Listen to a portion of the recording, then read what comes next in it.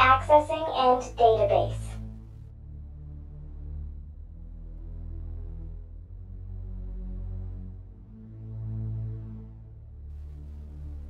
Marin Ming. Breed, Ender. Status inactive.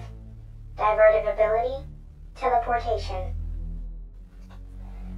Marin is infamous in the Underworld for being one of the most skilled agents that was ever in the division.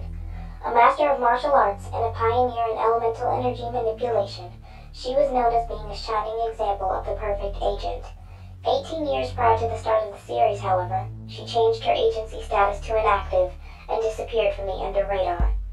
2 years after her disappearance, a newborn 4th-generation purebred Ender girl disappeared after an accident that her parents did not survive. The accident was later revealed to be a preconceived murder, committed by someone using energy manipulation, and Marin was added to a list of possible suspects, considering all other agents were accounted for.